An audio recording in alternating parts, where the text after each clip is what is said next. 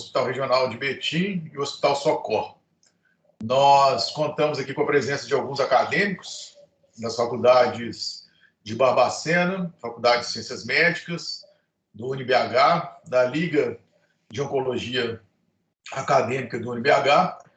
E lembrando que a gente...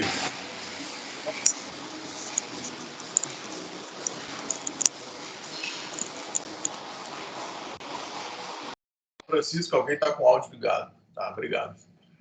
E com a supervisão da professora Maria Fernanda. Hoje a gente vai falar a respeito do primeiro atendimento ao trauma, no módulo de trauma.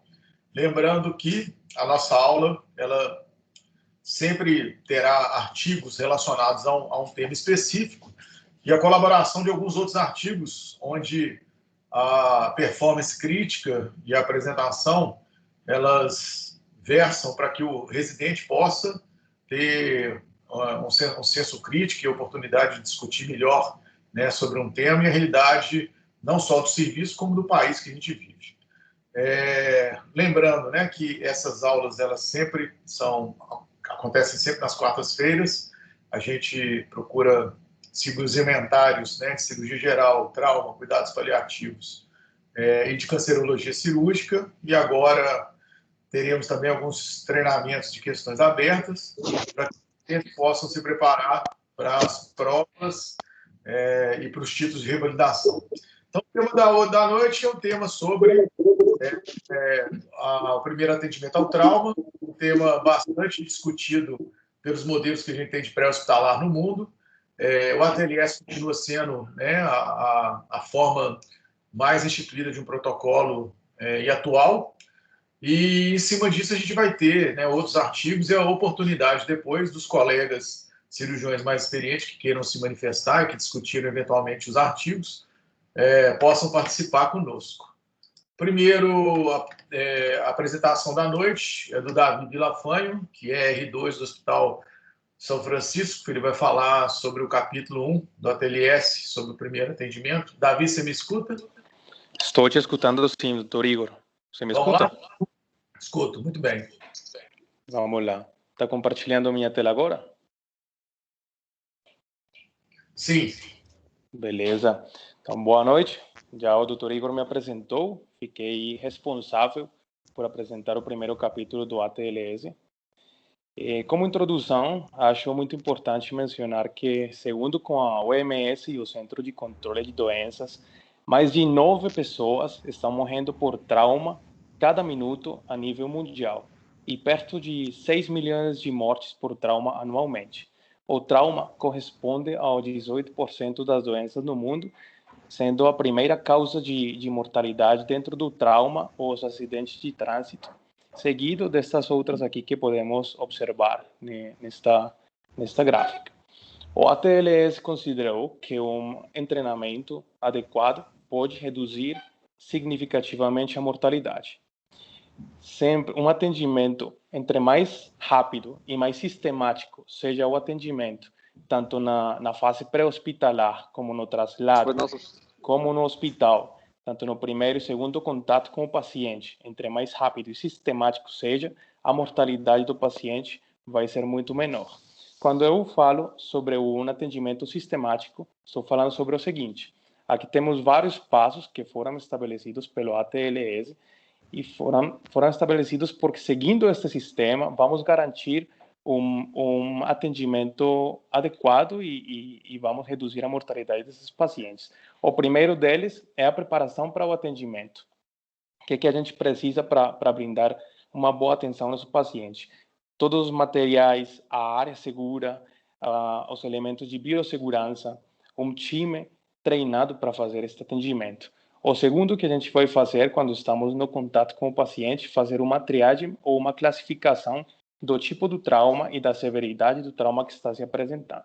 O terceiro vai ser o primeiro contato com o paciente. Vamos fazer o ABCDE do trauma com a reanimação imediata daquelas doenças traumáticas que podem comprometer a vida do paciente. Depois, vamos considerar a necessidade de transferência. Se estamos na área pré-hospitalar, qual é o centro de trauma mais perto da área onde estamos, ou se a gente estivesse numa área, num hospital, que não tiver as garantias ou os recursos para brindar um atendimento adequado, aonde que podemos transferir este paciente. Depois, o segundo contato, depois de reanimar, destabilizar e garantir uma vitalidade no paciente, vamos fazer este segundo contato, que vai consistir basicamente em fazer uma história clínica e um exame físico completo. Posteriormente, a monitorização contínua do paciente depois da reanimação, revisão laboratorial, apoio nas imagens diagnósticas, etc. E, por último, vamos definir o tipo de cuidado que vamos brindar para este paciente depois de reanimar. Para onde que ele vai? Vai para casa, vai ficar na observação, vai para a enfermaria, vai para cuidados intermédios ou vai para o CTI. Enquanto ao primeiro passo, que é a preparação para o atendimento, temos dois cenários principais, que é a área do trauma e o hospital. Na fase pré-hospitalar, temos que lembrar sempre que é o mais importante, quando vamos entrar. Antes de entrar em contato com o paciente, temos que assegurar a área. Não serve de nada a gente ir para atender o paciente e um carro vir na estrada e atropelar a gente por atrás, porque aí vamos fazer uma catástrofe e vamos sair prejudicados nós. Então, primeiro, assegurar a área. Depois de assegurar a área, vamos nós assegurar. Como? Com luvas, óculos de proteção e máscara para os elementos de biossegurança. Depois de estar preparados, aí vamos entrar em contato com o paciente. E na fase pré-hospitalar, o objetivo principal é assegurar e manter a via aérea, o controle do sangramento externo e do choque, a imobilização do paciente para transferir do melhor jeito possível, e a transferência deve ser imediata. Idealmente, o pessoal que vai transferir esse paciente deve entrar em contato por telefone com o centro de trauma que vai receber o paciente, para este estar arrumado na sala do pronto atendimento, sala vermelha, ou como seja que chame no local do atendimento. Neste contato, que é a fase já hospitalar, o primeiro que vamos fazer é o triage. O triage é uma avaliação rápida do ABC do trauma, que vamos especificar posteriormente do que se trata. Vamos avaliar rapidamente a severidade do trauma e das lesões e a capacidade que tem o paciente para sobreviver. Isto aqui é muito útil em catástrofes ou quando temos politraumatismo com mais de um paciente. Aqui a ATLS propõe estas cores para classificar os pacientes, onde a cor vermelha significa atendimento imediato, compromisso da vida imediata. A cor amarela, o paciente pode receber o atendimento depois de 1 hora e máximo 2 horas depois de ter chegado aí no seu pronto atendimento. A cor verde pode ser atendido depois de 2 horas, e a cor preta é que não vale a pena gastar os esforços nesse paciente, porque tem uma chance muito baixa de sobreviver. Então, no primeiro contato com o paciente, vamos avaliar então o ABCDE do trauma e a reanimação imediata das doenças traumáticas que podem comprometer a vida. Então, basicamente, sinais vitais é identificar o mecanismo do trauma, é o primeiro que vamos fazer. Simultaneamente, vamos a ir avaliando letra por letra. A. Cada letra tem um nome e tem um sobrenome, assim como para a gente lembrar. O nome da A é aérea, então, via aérea.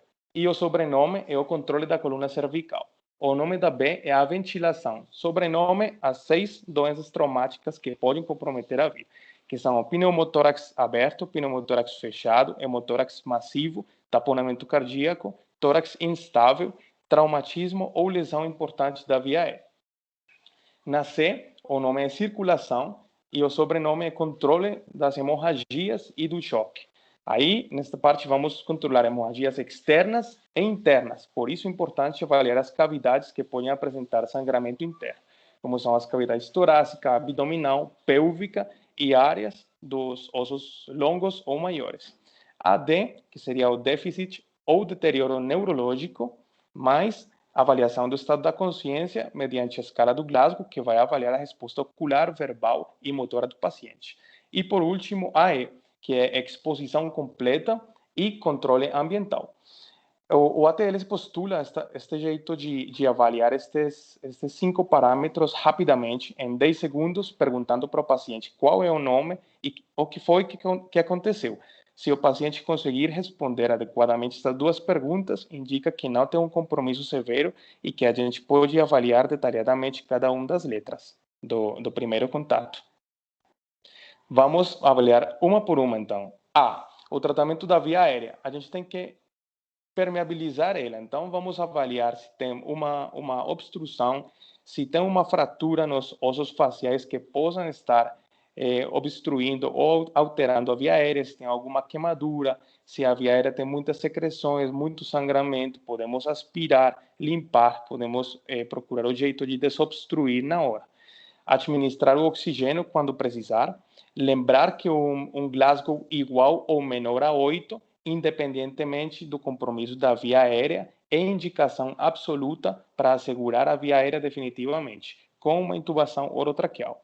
Se tiver dúvidas que o paciente vai ter a capacidade para manter essa via aérea, porque o paciente está apresentando um padrão respiratório com muito esforço, muito complicado, e apesar de manter uma boa saturação de oxígeno, você tem dúvidas que o paciente vai conseguir, é outra indicação de intubação orotraqueal. O sobrenome da A é o controle da coluna cervical. Todo paciente politraumatizado, traumatismo de alto impacto, trauma craneoencefálico, etc., deve ter controlado a coluna cervical para evitar uma lesão medular e um compromisso neurológico posterior no paciente. Bem, então vamos pela ventilação. Aqui é muito importante fazer um exame físico detalhado. Vamos observar o tórax, auscultar, palpar e percutir. Vamos avaliar e descartar cada uma das 6 doenças traumáticas que já foram mencionadas, sem esquecer aquela triada de Beck, né, do taponamento cardíaco, que é a ingurgitação jugular, hipotensão arterial, velamento ou ausência dos ruídos cardíacos. Importante também saber que em todas as condições de compromisso da ventilação ou dessaturação de oxigênio, deve-se administrar suporte de oxigênio, idealmente por uma máscara com reservório para otimizar o padrão e a saturação de oxigênio.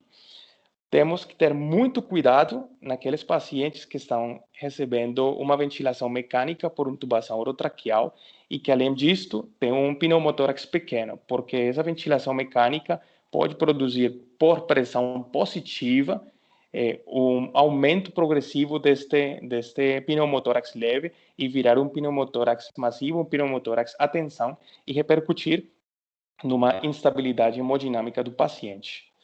Quando diagnosticamos pelo exame físico um hemotórax ou um pneumotórax fechado, a indicação é fazer uma toracostomia imediata sem esperar a confirmação pelos raios-x. Enquanto a sede de circulação e o controle da hemorragia. Então, aqui, importante identificar quanta sangue o paciente tem perdido, quanto compromisso da volemia o paciente tem sinais de hipovolemia, de hipoperfusão ou não. Avaliar bem qual que tem sido o gasto cardíaco do paciente, lembrar que o gasto cardíaco depende diretamente da frequência cardíaca e da pressão arterial.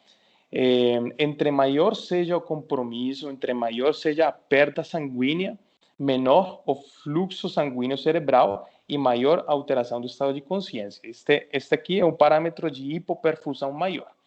E os outros parâmetros de hipoperfusão menores são a diminuição da perfusão capilar distal, a demora do preenchimento capilar, a palidez, frialdade, mucosas secas, presença de taquicardia e hipotensão arterial.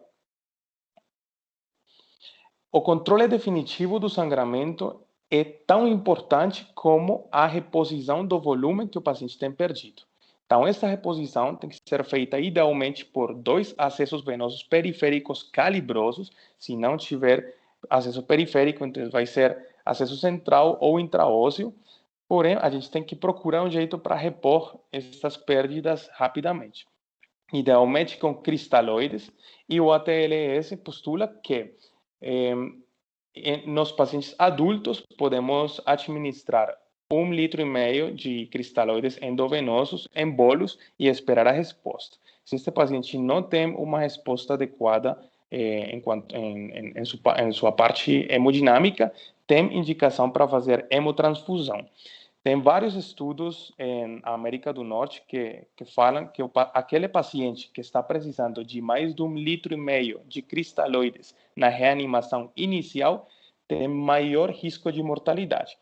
Porém, tem outros estudos também militares americanos e europeus que falam que esses pacientes com requerimento maior de reposição volumétrica, junto com a aplicação de ácido tranexâmico, aquele risco de mortalidade é igual que os pacientes que não tiveram que receber mais de 1,5 litro de cristalóides. Então, demonstraram que o ácido tranexâmico aumenta a sobrevida e melhora a condição dos pacientes instáveis hemodinamicamente. AD de déficit ou deterioro neurológico, importante que, além de avaliar a escala do Glasgow e determinar o estado da consciência, descartar sinais de lateralização, avaliação pupilar, determinar se tem lesão medular e qual que é o nível desta lesão medular, para avaliar se vamos precisar de um estudo imaginológico complementar. Todo paciente que tem tido perda da consciência no momento do trauma ou que tem alguma alteração no comportamento, alguma alteração neurológica, convulsão, vômito ou alguma condição que faça suspeitar ou ter dúvida da condição neurológica atual ou posterior, tem indicação para fazer uma tomografia de crânio e coluna cervical. Outros fatores que podem alterar o estado da consciência são a hipoglicemia, álcool, narcóticos, psicoativos, alguma medicação que o paciente já estava tomando.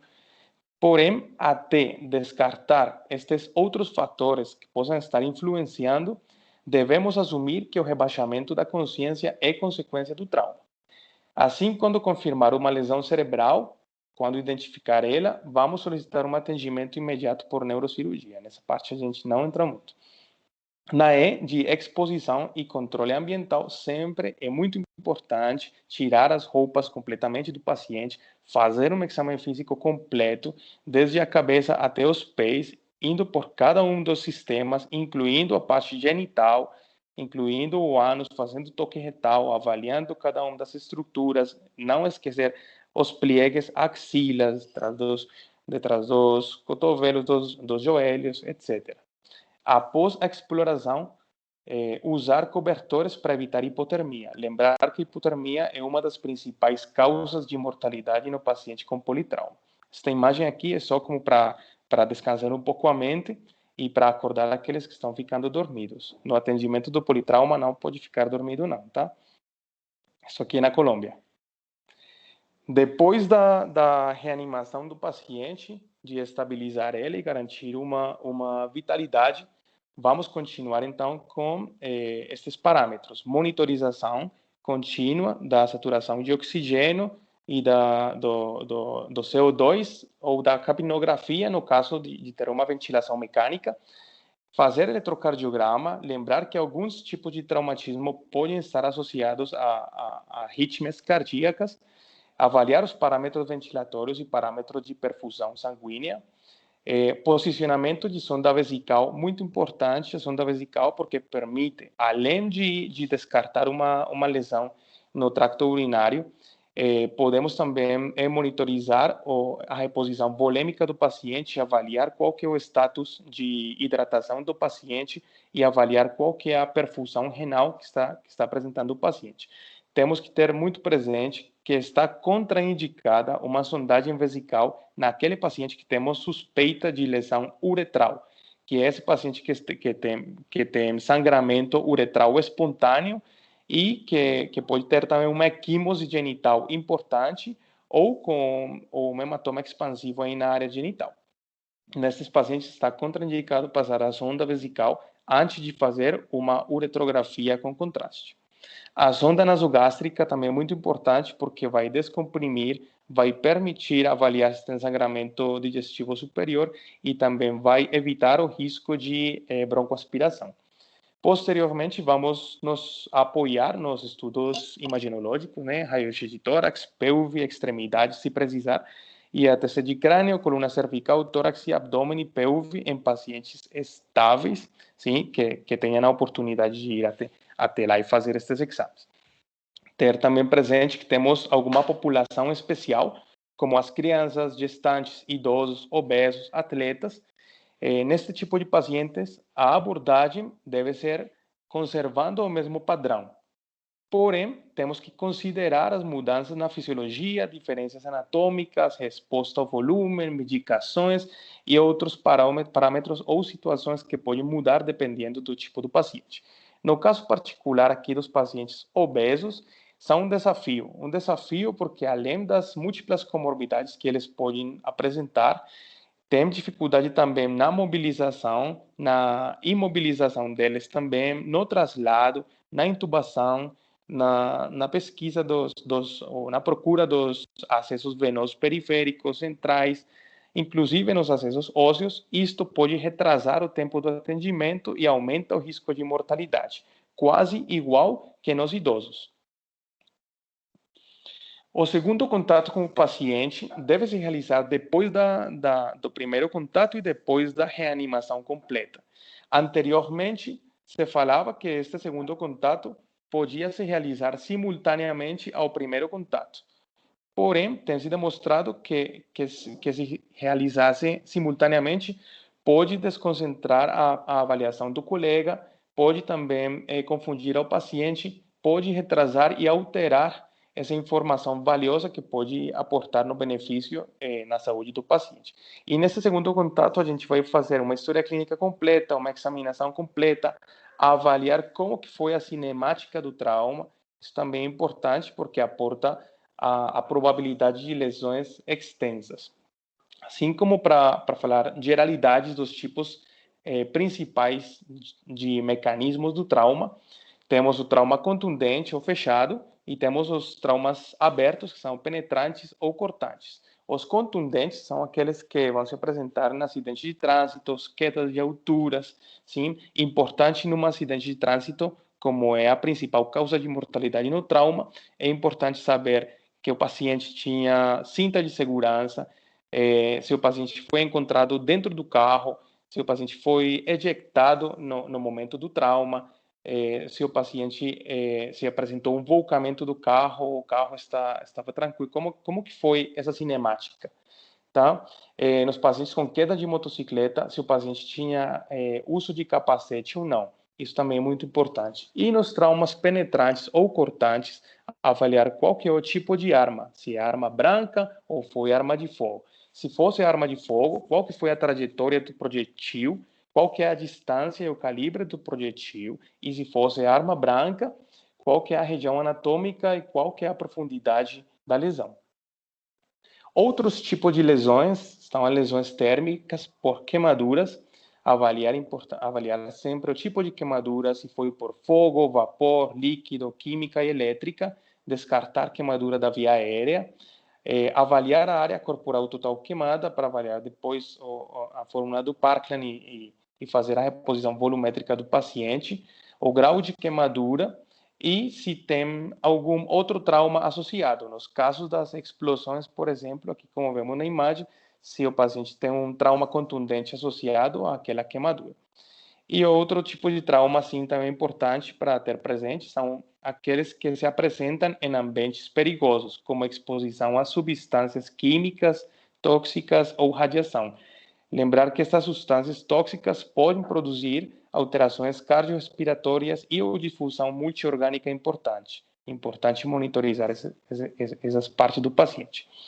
E para finalizar o segundo contato, tratar as outras alterações que não comprometem a vida. Então, aqui as suturas, estabilização das extremidades, no caso de fraturas, etc. E, por último, definir o tipo de cuidado. Para onde que vamos encaminhar este paciente e se tem indicação e critérios absolutos ou não de internar ele no CTI. Já para terminar, lembrar, ter presente que todo time do trauma tem que ter um líder do time, um especialista ou um encarregado da via aérea com uma alta experiência, uma enfermeira de trauma, um técnico de enfermagem com experiência no trauma e o pessoal que está em formação. A especialidade dos dois primeiros depende do local do atendimento, local de prática, mas eles devem ter um conhecimento forte e claro nos princípios básicos do ATLS. E é por isso que a gente está estudando isso, por isso que a gente tem que ter este tópico muito claro, porque em determinado momento ou temos sido ou vamos ser o líder do time. Muito obrigado. Davi, agradeço muito a sua aula. Insisto em dizer que a melhor oportunidade da gente discutir sobre o tema, questões que possam versar sobre o ATLS começam desse primeiro atendimento.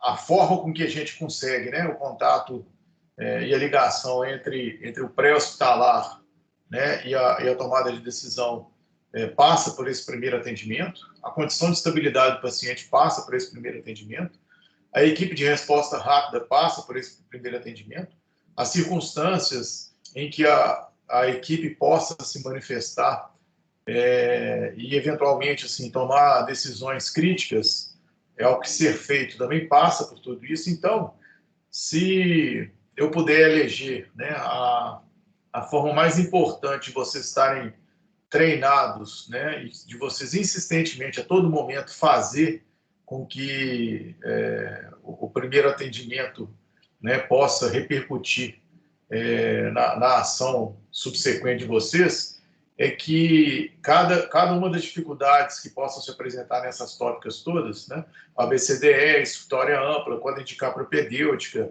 a estabilização do paciente, a questão da sala de politraumatizados, o transporte que foi feito, a cena, cada momento desse que for uma dificuldade, vocês exercitarem, né?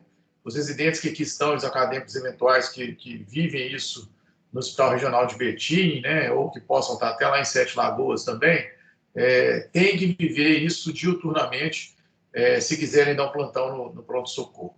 Não à toa eu solicitei esse assunto para o Davi, porque a Colômbia tem uma expertise, e que todo mundo sabe da minha parte, que eu sou um fã de carteirinha, né, do professor do Ferrada, que numa das conferências que ele deu na Argentina, quando eu tive presente, assim, ele numa demonstração do primeiro atendimento, mostrando que nas táticas em que a guerrilha se expressava, eles conviviam com o primeiro atendimento com uma realidade de guerra, né, em centros urbanos.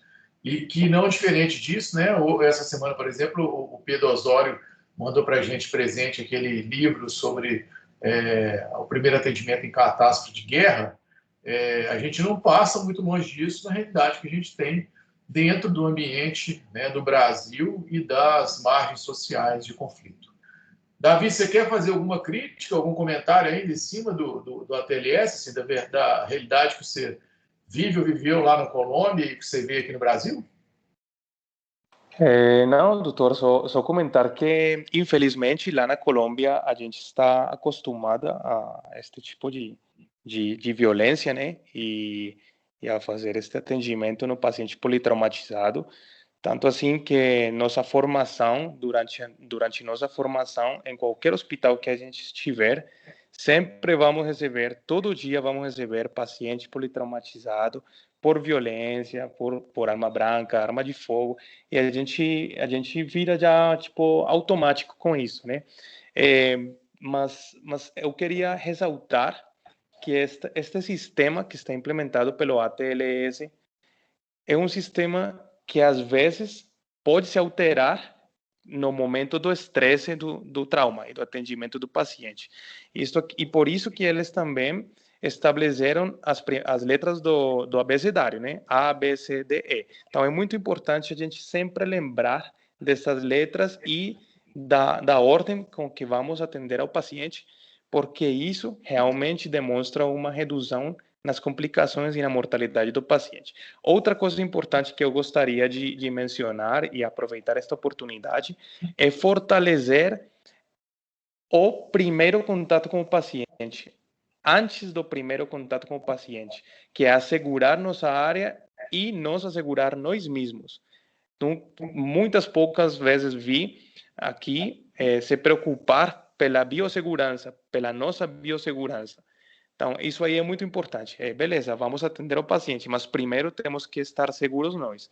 Então, vamos usar sempre as luvas, os óculos e a máscara, que isso vai marcar a diferença também em comparação com outros equipes de atendimento em qualquer tipo de circunstância. Excelente comentário. Concordo com você e reforço porque a gente cada vez mais, no estresse do plantão, esquece eventualmente uma ou outra situação e a gente não vai ter uma segunda chance. E também, assim, lembrar das realidades com as quais a gente vive e os diversos níveis diferentes de pré-hospitalar que a gente tem, né?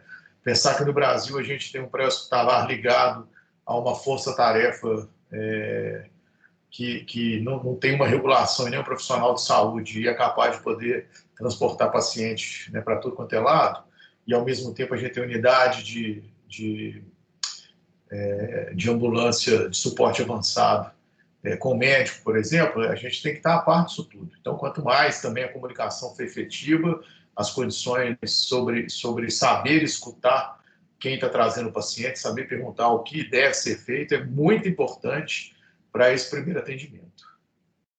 Vamos continuar as nossas apresentações. André, você quer colocar alguma coisa aí? Quero. Está me ouvindo? Estou ouvindo.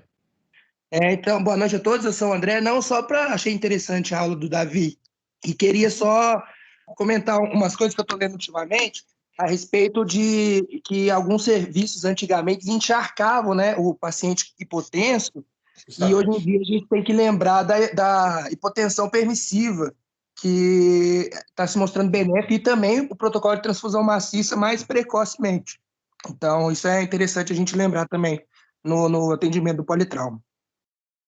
Muito bem lembrado. Eu, inclusive, na hora que ele falou a respeito dos 1.500, antigamente eram 6 litros.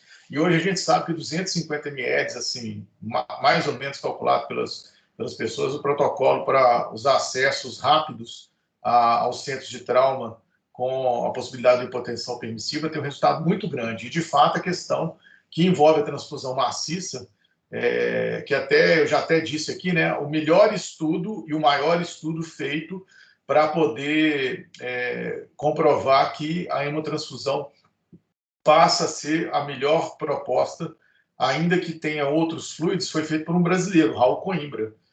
No momento oportuno, eu vou tentar não somente pegar o artigo, como tentar trazer para discutir com vocês também. Mas vamos dando andamento, nós temos a continuidade com alguns outros artigos, e que o principal vai ser tomar conhecimento de outros aspectos e poder comentar a respeito.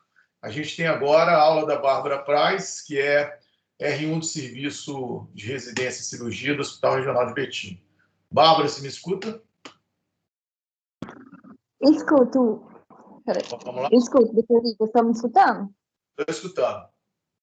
Ótimo. Então, meu artigo, né, tema foi trauma e, assim, álcool e drogas. É um artigo capítulo publicado pelo Departamento de Medicina de Emergência da Universidade de Sydney. Meu nome é Bárbara, sou R1 do Hospital Regional. E é isso. E aí, só para introduzir um pouco o tema, então, o trauma é a principal causa de morte em pessoas, né, com menos de 45 anos em todo o mundo. E cerca de 16 mil pessoas morrem a cada dia por essa causa, e outros milhares têm alguma sequela, têm alguma morbidade associada a isso. Como o Davi falou, né, os acidentes de trânsito estão em primeiro lugar, aí, dentre as causas de trauma, e dentre todas as causas de morte, aparece em sexto. Traumas intencionais ou auto-infligidos segue logo depois, em pacientes mais jovens, enquanto aqueles pacientes idosos e tudo mais, as quedas são como principal causa de morbidade. E aí a gente entra aqui exatamente no meu tema, que é o abuso de substâncias, álcool e drogas, estão muito relacionados com esses traumas, né? Assim, com os traumas em geral. E aí peraí que tá indo lá. A gente tem algumas associações causais que eles colocam lá. os efeitos diretamente relacionados às drogas, ao efeito das drogas, né, no indivíduo, como desinibição, diminuição da concentração, o que fazem, né, acidente, até a agressão e comprometimento do nível de consciência, que faz com que a pessoa fique, né, claramente agressiva e tenha violência aí associada. E aí isso eleva as taxas do trauma em geral.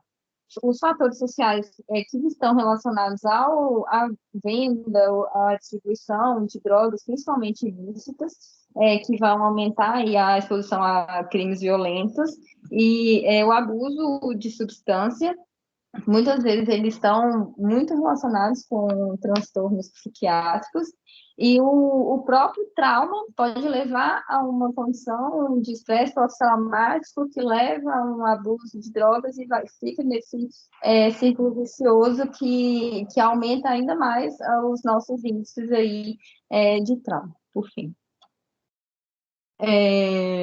Então, os departamentos de emergência, né, têm como função identificar, estabilizar os problemas de saúde agudos no geral, no nosso caso aqui, o trauma, e aí eles, inclusive, também tratam os pacientes com transtornos de abuso de substâncias. Muitas vezes não é esse o principal objetivo que levou o paciente lá, mas só que acaba por ser também um fator a ter uma atenção especial.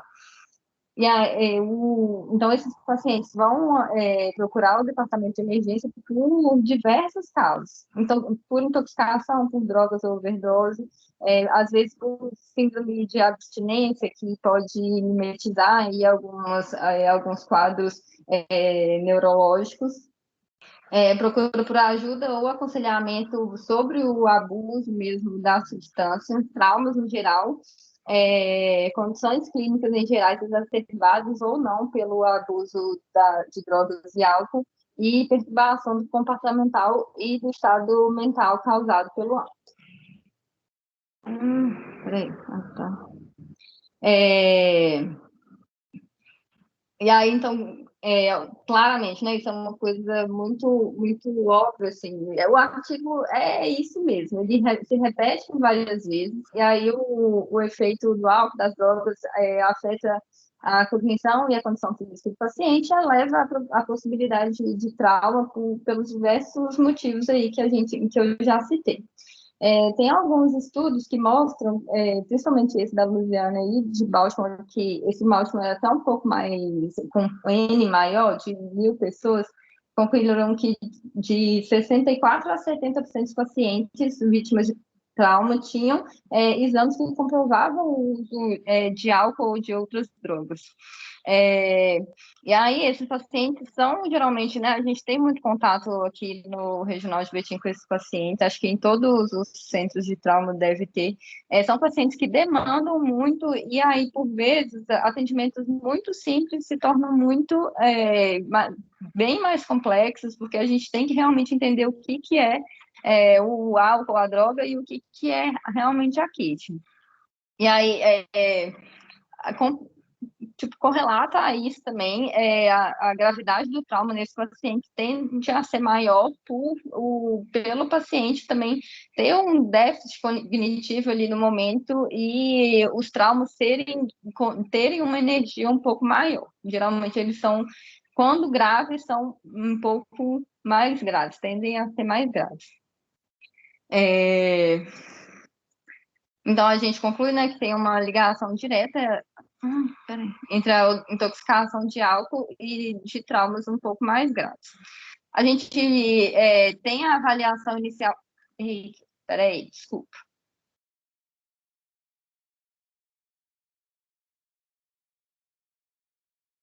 Tem a avaliação inicial aí que o Davi já expôs, e aí a gente trata o paciente intoxicado como qualquer outro paciente nesse primeiro momento. Vê lá no AVE, aérea aí, coluna cervical, por muitas vezes a gente tende, né, pelo menos aqui no serviço, a gente tende a manter, às vezes, o colar cervical, porque a gente não tem muito parâmetro de dor e tudo mais. A gente avalia no B a ventilação, a circulação e possibilidade de hemorragias, o estado neurológico e a exposição do paciente, não é? Mantém todo o ATLS ali, tem a intervenção necessária imediata, se for diagnosticada alguma lesão. Na avaliação secundária, a gente expõe todo o paciente, avalia se tem né, algum corte, alguma coisa, avalia todo o paciente, manda o paciente para investigação adicional, geralmente com raio-x de tórax e pelve, FAST e, por vezes, TC de crânio. Esses pacientes, às vezes, demandam mais uma TC de crânio do que os outros, e por muitas vezes esses processos são simultâneos, uma vez que está em equipe, e a equipe vai fazendo isso, né, todos juntos.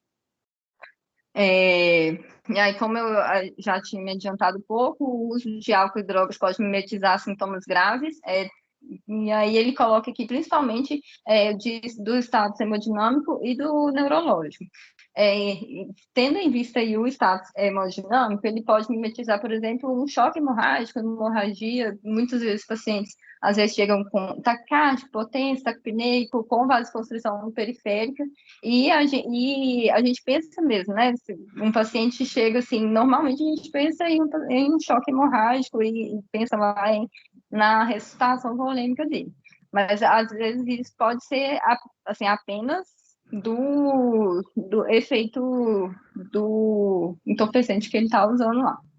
E aí, modelos animais também mostraram que o álcool diminui a capacidade de vasoconstrição, o que aumenta a probabilidade de choque hemorrágico. Então, ele realmente tem um fator tem um fator duplo de confusão, né? Às vezes ele pode realmente estar em um choque hemorrágico pelo aumento na verdade, pela diminuição da vasoconstrição. E aí, essas confusões que o álcool e a droga causam pode dificultar o diagnóstico e a tomada de decisão da equipe. E aí, então, né, do estado hemodinâmico, eles são mais propensos a serem super investigados, por causa pela preocupação de lesões fatais não detectáveis, e também o contrário pode acontecer. Pode acontecer. Muitas vezes eles são subinvestigados, porque muitas vezes a gente acha mesmo, esse paciente está, né, às vezes bêbado, deve ser por isso, deixa ele aí quietinho. E aí, por vezes, a gente demora para fazer algum diagnóstico né, que a gente deveria tomar uma conduta um pouco mais rápida por causa dessa influência aí do álcool e drogas. E aí, esses pacientes geralmente têm um aumento de demanda tanto de exames, de transfusão de sangue,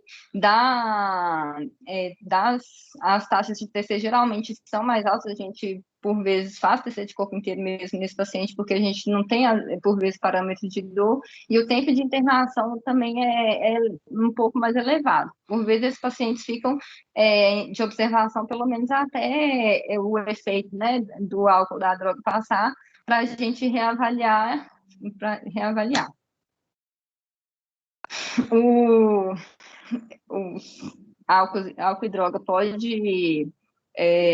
tem ação direta lá no sistema nervoso central, e aí, por isso, por vezes, também a gente, os sintomas neurológicos que eles apresentam mimetizam um TCE grave.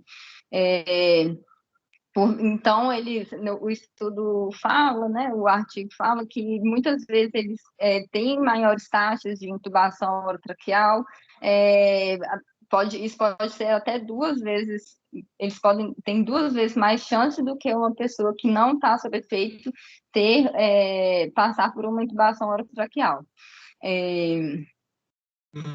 E aí, além disso, também eles, né, como já falei, passam mais por tomografia computadorizada, e por vezes os pacientes estão muito agitados para ir para TC, e aí ele deixa bem claro para a gente não só sedar o paciente para levar para TC, porque isso pode causar mais dano do que né, o risco-benefício disso é um pouco controverso, assim. E aí ele indica que, caso seja necessário, por causa de agitação, intube mesmo para avaliar o status neurológico dele. Como efeitos fisiológicos crônicos, o paciente, principalmente o que faz uso de droga injetável, tem um difícil acesso venoso. Por vezes a equipe não consegue um acesso, e aí às vezes tem que apelar para um acesso venoso central. Eles geralmente, principalmente por uso de álcool, tem a coagulopatia, a expressão de medula óssea, que em caso de hemorragia leva a um controle difícil dessa hemorragia, e ele também tem um prejuízo na resposta imunológica, que pode levar no pós-trauma a elevar a possibilidade de sepsis, de síndrome de desconforto respiratório agudo, e aí até falência múltipla de órgãos. Tem também a dificuldade do controle da dor em pacientes com uso de opioides, o que dificulta, às vezes, o manejo desses pacientes no departamento de emergência. E assim, a síndrome de abstinência, ela mimetiza muito mimetiza outras síndromes, né? Que tem, assim, aí por isso tem que afastar outras causas, sepse ou um choque hemorrágico, hipertensão intracraniana, então realmente demanda realizar outros exames com o objetivo de afastar outras causas que não a síndrome de abstinência, principalmente álcool. E aí ele vem aqui, né, fala lá sobre como que tem que ser realmente no serviço de urgência, tem que ter essa gestão comportamental que ele coloca lá. Esses pacientes têm grande risco de ter um comportamento agressivo e violento, e ele fala sobre que a contenção química e ou mecânica desse paciente tem que ser a última das alternativas, o que, né, já contextualizando, por vezes não é o que é feito. Se tiver suspeita de TCE grave, o paciente tem que ser entubado, sedado e levado para TC e para outros estudos de imagem. É importante que haja, assim, no departamento de emergência, e ele fala que em alguns lugares isso já existe, essa avaliação de saúde mental. No primeiro momento, a gente vai fazer, né, o ATLS, vai resolver todas as lesões do paciente, mas só que esse vínculo aí com a psiquiatria, com o serviço como um todo, não pode ser perdido,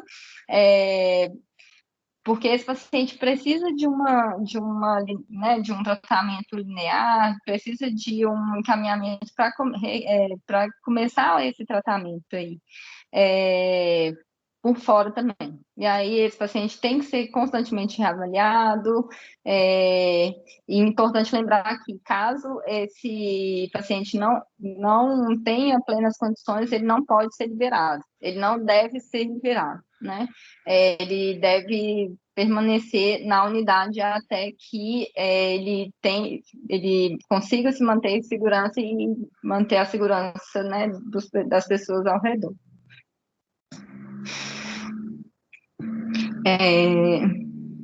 E aí esses pacientes, muitas vezes, eles vão frequentar lá o departamento de emergência porque não tem um suporte social, tem dificuldade financeira, e é ali que, por vezes, eles vão encontrar alguma ajuda, né?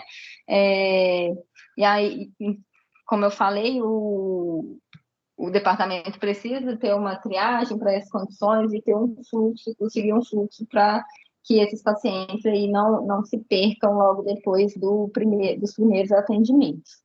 Além disso, também é importante receber os familiares, muitas vezes, dos pacientes, de pessoas, né, que abusam de drogas e álcool, porque muitas vezes eles também estão sofrendo violência, aí precisa de um encaminhamento para isso, de um serviço, por vezes, né, se a gente tem aqui serviço social e tudo mais, para dar seguimento no caso de algum abuso infantil ou alguma outra coisa assim. A unidade precisa garantir, como eu falei, a segurança do paciente, da equipe e dos outros usuários. Muitas vezes, caso necessário, num caso de trauma, assim, por exemplo, por perfuração de arma de fogo, que envolve gangues e tudo mais, o paciente é necessário, às vezes, chamar mesmo autoridades para que estejam junto no caso. Então, só concluindo aí, né, álcool e drogas associadas a trauma tem lesão e as lesões geralmente são mais graves. A automutilação também é um fator aí que está muito relacionado a álcool e drogas. E aí a presença da intoxicação por álcool e drogas pode influenciar na avaliação inicial do paciente, e isso pode levar a atraso, às vezes, no diagnóstico, ou às vezes supertratar, investigar o paciente. Então, é preciso, em cada caso, né, individualizar e avaliar cada caso. E é importante que tenha uma linearidade, né? Ter essa intervenção precoce, ter, talvez, assim, uma equipe multidisciplinar com psiquiatra e tudo mais, para que ele tenha realmente uma linearidade e o tratamento já comece nessa primeira internação, nesse primeiro contato com o serviço. E é isso. Obrigada. Agradecer a aula da Bárbara. Afinal de contas, é uma realidade que a gente tem diariamente no pronto-socorro, e eu queria que a coisa ficasse formal, né, respaldado pela ciência, desse paciente e o envolvimento não apenas social, mas dos impactos que a gente tem dentro do pronto-socorro. Bárbara, faça seus comentários a respeito do artigo. Ainda me escuta, Igor? Escuto. Assim, o artigo foi bem a realidade do que a gente passa por vezes, né? Em cada plantão acaba que a gente tem um caso ou outro sobre isso, e eles descreveram exatamente o que a gente vive. Por vezes a gente deixa de fazer algumas coisas, por exemplo, de retirar um colar cervical, mesmo a gente não tendo uma resposta satisfatória de dor, porque a gente não consegue essa resposta. Então, às vezes, a gente demanda mesmo um pouco mais de exames, e é isso, assim, isso, por vezes, né, a gente precisa do auxílio aí do pessoal da psiquiatria, do serviço social, para a gente conseguir ter um encaminhamento, ter um destino para esse paciente, não deixar ele assim mais solto mesmo, não. Eu acho assim, interessante que todos aqui tenham a seguinte mentalidade sobre a contextualização.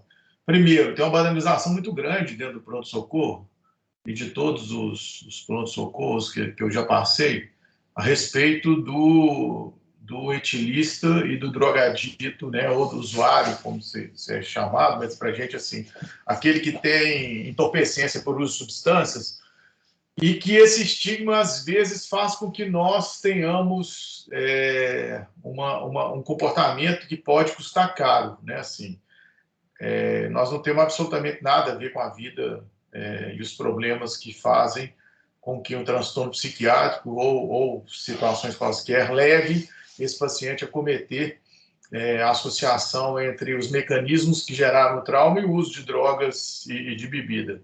No entanto, é o dever e obrigação nossa, estando no pronto-socorro, de receber isso.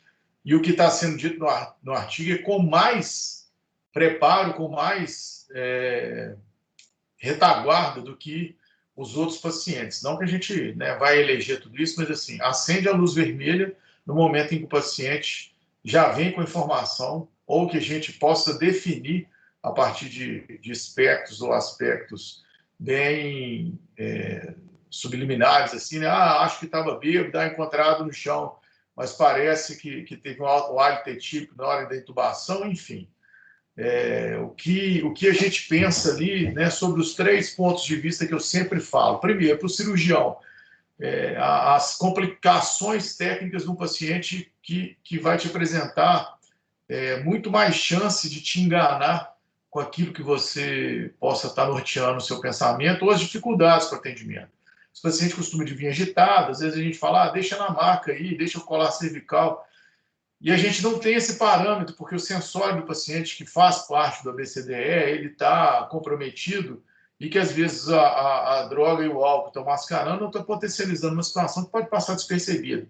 E a impossibilidade de você fazer esse exame, ou circunstâncias com as quais até, a gente, quantas vezes foi para uma tomografia, não consegue tomografar um paciente porque está extremamente agitado, faz com que a gente possa perder não somente o tempo cirúrgico, mas complicar outras coisas, né? Então, esse paciente, por exemplo, ele tem um rebaixamento de nível de consciência que muito provavelmente ele vai para um tubo, e o tubo de uma pessoa como essa, a gente sabe que boa parte das vezes pode ser muitíssimo mais complicado, esse paciente pode vomitar e aspirar, é comum, né? Os padrões de uma avaliação de dor torácica, dor abdominal também, é claro que assim, um abdômen tábua, né, um tórax hipertimpânico, mas para as dores, a questão da irritação peritoneal pode ser que passe batido.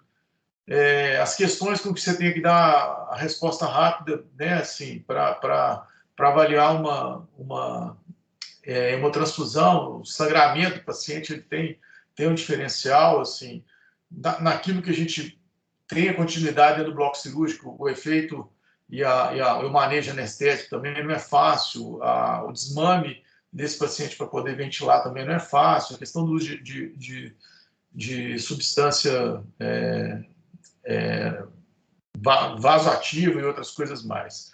E também o compromisso social de que, às vezes, dar alta para esse paciente não é uma boa. Né? É engraçado isso porque, assim, teoricamente, nós temos que dar alta para um paciente em que ele tenha condições de assumir a linha de cuidados a partir daquele momento. Então, quantos são os, entre aspas, né, assim, estigmatizados que vêm para a gente, né, naquele momento que a gente fala, não, tá bom, pode ir para casa, né, ou então, né, esse cara que já vive aí no contexto social de rua, né, bebendo dia após dia e que a gente dá alta sem sequer contratar o serviço social. Pode ser chato demais, assim, eu estou sendo muito sincero, né, principalmente para quem toca uma enfermaria com um cara desse que demanda demais, conduz também, tem que lembrar que, por exemplo, na vigência de uma crise de abstinência, observar os critérios que esse paciente possa ter dor ou possa ter complicação é muito subliminar também, assim, é muito difícil. Né? Esse paciente na abstinência, às vezes até por uso de outras substâncias, pode manifestar a dor numa situação bastante diferente e pode também solicitar e ter em algumas drogas para dor, controle opioide, com muito mais potência, e aí passa a ter também uma dinâmica muito diferente. E esse cara, né, na enfermaria, ele é responsabilidade nossa. Então, quando a gente até brinca, né, fala, poxa, mas é um psiquiatra nesse contexto? Sim. Né, a lei antimanicomial coloca, inclusive, isso como obrigação nossa, obrigação médica, para poder ter essa avaliação da continuidade. Assim. E não cabe somente no momento da admissão ou depois entregar na mão do serviço, não, porque o paciente é nosso, o paciente é do cirurgião, o paciente é do serviço de cirurgia. Então, entendam muito bem isso, porque se a avaliação do pré-hospitalar levar tudo isso para quem estiver transportando para o pronto-socorro sobre o uso de drogas, né, ou substâncias quaisquer, é muito importante. A avaliação no pré-hospitalar diz de muita situação, as respostas, né, e até mesmo a chance de você se deparar com uma novidade também é muito difícil. O paciente não é colaborador, ele pode, às vezes, por uma situação como essa, tirar a sua paciência daquilo, você está comendo uma bola feia, né? Pode te agredir, pode, né, de repente, criar algum constrangimento para você. E naquele momento, você tirar a atenção e ficar pensando naquilo, não tomar a decisão no tempo certo. Então, mais que para quem trabalha no pronto-socorro, está banalizada essa situação, entre aspas, né, assim, com o estigma do que a gente escuta. Né? Estamos recebendo aí mais um bêbado, recebendo aí mais um chapado, o que for, tem que tomar muito cuidado. Se o nosso dever ali é para essa linha de frente, tem que tomar bastante cuidado. Bom, ainda sobre o primeiro atendimento, o contexto crítico, né, vamos dar continuidade agora com a apresentação da Camila. Camila R3, do Hospital Socorro, está estreando aqui conosco hoje. Para mim é uma satisfação muito grande. A turma de lá é nota 10. E tem muito obrigada. Vamos lá? Vamos. Está me ouvindo? Estou ouvindo. A tela foi direitinho? Tá, compartilhada. Tá ótimo. Então, boa noite a todo mundo. Meu nome é Camila, eu sou do Hospital Socorro, especializanda pelo CBC do 3º ano. Fui incumbida pelo Dr. Igor a apresentar o capítulo do Dr. Rifat Latif, que fala sobre telemedicina para o trauma e gestão de emergências. A telemedicina, ela vem sendo utilizada em atendimentos de emergência há muitas décadas e apresenta várias experiências bem-sucedidas, tanto no cuidado do paciente gravemente ferido, quanto na redução do custo geral do tratamento desse paciente.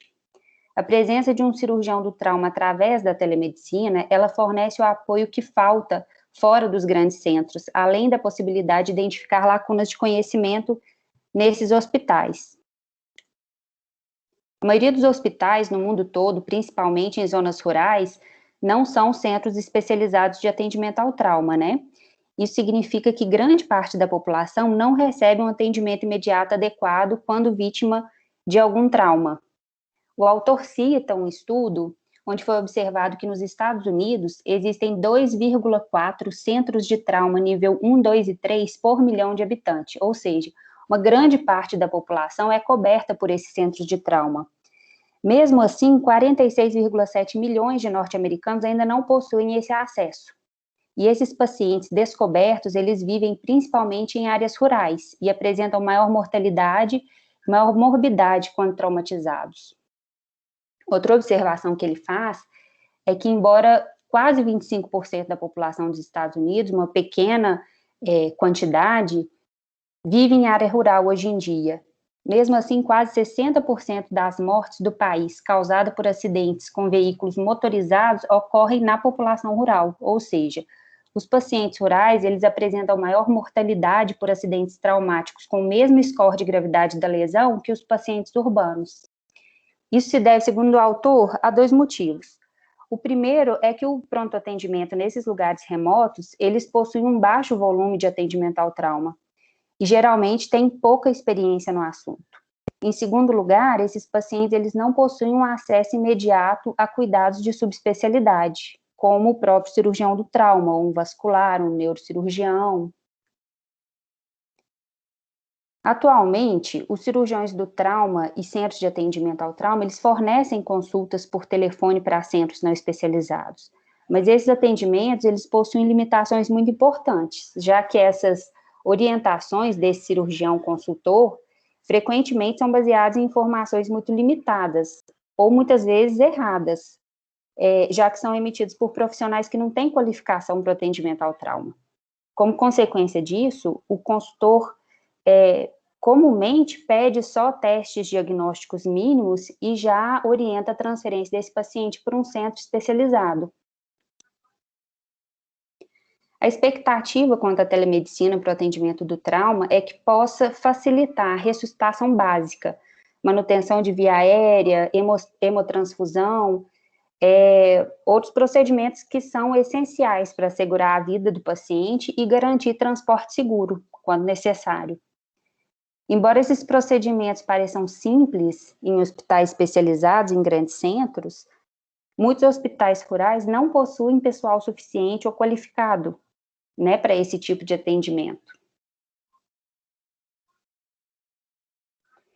Sobre o uso da telemedicina pré-hospitalar, o autor cita um sistema que foi implantado na cidade de Tucson entre o Corpo de Bombeiro e o Centro de Trauma da Universidade do Arizona, que permitiu ao médico especializado participar do atendimento do politraumatizado através de transmissão realizada por câmeras que foram instaladas na ambulância e também utilizadas câmeras rodoviárias, dessas de controle de tráfego, que fica ao longo das rodovias, em cruzamentos.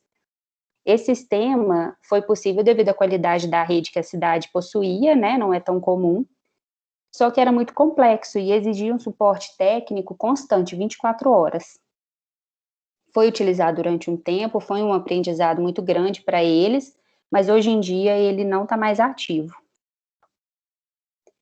Embora a tecnologia venha avançando a cada dia, a telemedicina ainda requer um planejamento muito cuidadoso, uma rede sofisticada, suporte técnico 24 horas, educação contínua desses profissionais de saúde e, o mais importante, uma adesão completa de todas as partes envolvidas no sistema. O autor conclui que a telemedicina no atendimento ao trauma pode ser uma ferramenta importante para o atendimento qualificado e a disseminação do conhecimento sobre esse assunto. Pode reduzir custos, evitar transferência desnecessária e, principalmente, promover transferências precoces quando indicado, além de impactar significativamente na morbimortalidade desses pacientes traumatizados. Uma leitura muito interessante, né, e atual. É isso. Obrigada. Agradecer a Camila, que debutou aqui com a gente, representando muito bem a turma do Socor. E essa parceria vai continuar ainda conosco aí, como a gente tem vivido essa pandemia. Seus comentários, Camila, o que você achou do artigo? Eu achei muito interessante, principalmente porque é muito atual, né? Essa época de pandemia que a gente vive, que a gente aprendeu que tudo na nossa vida hoje em dia pode ser virtual, né? Então, por que não usar toda essa tecnologia para diminuir a morbimortalidade desses pacientes que estão lá no interior, sendo atendidos por um médico que talvez tenha até experiência em clínica, mas não propriamente em trauma, né? E o autor mostra que isso é aplicável, sabe, hoje em dia. Então, eu achei muito interessante e vale a pena a gente tentar. Já foi tentado vários sistemas em vários países no mundo todo, todos com uma resposta muito positiva. Então, muito interessante. Eu quero colocar isso, né, em pauta, porque realmente a Camila tem toda a razão em falar. Né? Excelente aula, viu, Camila? Obrigada. Quando a gente tromba hoje com a questão do Covid, a gente repensa alguns aspectos que eu gostaria que vocês pudessem entender, né, dentro da nossa rotina, o tão limitado nós somos com tantos recursos que ainda nós temos. Hoje, o serviço pré-hospitalar, né, previsto pelo ATLS e pelo ACLS, ele se incumbe muitas das vezes por um contato telefônico a narrar a cena do que está lá acontecendo, de maneira direta ou indireta. Um telefonema que possa ser de um paciente, né, solicitando socorro, em que, perdão, o médico assistente regulador, ele vai tentar guiar o atendimento e entender as coisas com as quais estão acontecendo, para que possa eleger ali, talvez, o atendimento de um suporte básico, de um suporte avançado, e poder interferir diretamente na catástrofe vivida e na primeira ação na linha de atendimento. Ou seja, nós estamos falando de um primeiro atendimento. Então, nosso primeiro atendimento ele não vai começar somente no ambiente hospitalar, ele vai começar, muitas vezes, na cena, e para toda e qualquer circunstância. Então, o mediador médico, ele tem por obrigação, né, assim, hoje, com o que a gente sabe que tem aí, não só por recurso da lei, como também por recurso que respalda a nossa ética profissional, um telefonema em que você vai falar, olha, o paciente está respirando, não está respirando, ele responde, ele fala, ele tem força, não tem? Ótimo. Isso a gente ainda tem salvado muita gente, já tem dado muitas atenções necessárias. Outra coisa, o contato do pick and go, né? Assim, o paciente entrou na ambulância, você tem um serviço médico tripulando, ou você tem uma equipe de suporte básico em que tem técnico de enfermagem, enfermeiros capacitados para o trauma, o telefonema que é dado para avisar que está chegando, porque isso é muito importante também. Né? Alô, estou falando aí para o João 23, Hospital Regional, Risoleta, deixa eu te falar. Estão tripulando aqui com o paciente que está Glasgow X, perdeu tanto de sangue, recebeu não sei o que, para você preparar essa sala de urgência e emergência. Está certo que toca a campainha, todo mundo na sala vermelha, aí a linha vermelha, mas você já está pronto para essa circunstância, você parar o fluxo para tudo isso é muito importante. A maca pronta, a equipe pronta, todo mundo ali com essas informações é de grande importância e salva vidas. Mas, o que a gente pode fazer hoje, tem visto no contexto da pandemia? Que as atenções elas podem ser bastante mais eficientes, né, com o que a gente tem de tecnologia. Por exemplo, quantas vezes no plantão a gente não recebe, por exemplo, algumas cenas de WhatsApp, ou recebe, por exemplo, uma foto com uma dúvida de um colega à distância. Isso tem que ser instituído. Isso carece hoje de ter uma reflexão dentro do Conselho Federal de Medicina para poder fazer isso, sim. Às vezes o médico que vai fazer uma consulta virtual, uma telemedicina, poder ter, né, na destreza de um regulador, a chance de poder discutir e de participar daquilo que está acontecendo, não somente em tempo real a questionar o paciente, como também a gravar aquele vídeo e a pessoa poder assistir aquilo tudo. Então, alguns centros têm usado hoje, por exemplo, a chance de chegar e, por evento qualquer que seja, ou por engano de ter ido uma ambulância de suporte básico, ou essa ambulância de ser a mais eficiente para estar ali, uma gravação de vídeo que possa ser feita concomitante, alguém que carrega, por exemplo, uma GoPro, carrega uma filmadora qualquer, está sendo assistido por um regulador que vai decidir o seguinte: olha, enfia esse paciente na ambulância e leva correndo para o hospital. Ou então, olha, deixa eu te falar, funciona 2 acessos, faz 250, entra em contato, a USA está aí perto, está chegando tripulada com o médico, então o Pelicano está chegando com o médico de helicóptero. Ou seja, a decisão muda bastante com a participação de quem está do outro lado, que não tem apenas o telefone, mas que possa estar vendo. Fala, gente, esse paciente está um pouco sidoreio, essa respiração não está boa, ausculta o pulmão, por favor. Tenta fazer a resposta da dor para que as coisas tenham mais dados, né, ainda de que forma indireta, para que a gente possa responder de uma maneira eficiente. Né? Se a gente tem até perícia de forma indireta, por que a gente não pode ter um atendimento médico de forma indireta assim também? Né? Assim, não rompe absolutamente nada de uma situação ética. A gente só está oferecendo uma ferramenta a mais. Antigamente era um telefone, hoje você tem um celular que possa filmar e fazer um vídeo, né, concomitante com o regulador, ou outra situação. Eu sei que na Inglaterra, né, que é o país das câmeras, eles fizeram uma pesquisa lá muito interessante, que quando chegava para poder fazer atendimento ao politrauma, independente ou não de ir tripulado com médico e ambulância, eles tentavam localizar no raio mais próximo, ou aonde pudesse estar, que na Inglaterra tem câmera para todo lado, a cena que aconteceu naquele momento. Né? Então, eles tinham contato diretamente, como se fosse em Belo Horizonte, com o olho vivo, e solicitavam, por favor, abre aí a câmera para mim da esquina de Rua da Bahia com a Avenida Afonso Pena. Aí abre e está lá ainda acontecendo lá uma circunstância, o carro porrado lá no poste, que for. Aí o cara chegava e falava, olha, amplia a imagem, e ele vê que, por exemplo, não tem ninguém reagindo, fala, gente, olha, a USA está chegando aí, mas a ambulância que estiver mais perto tem que tirar essa pessoa de lá, tem risco de incêndio, enfim, várias situações como essa.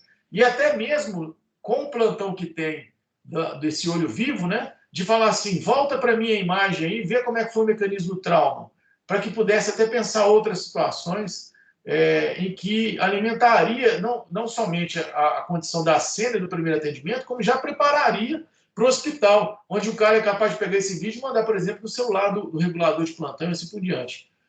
É um mundo virtual, assim, é a medicina que a gente quer ver nos filmes, mas é possível, está tudo aí.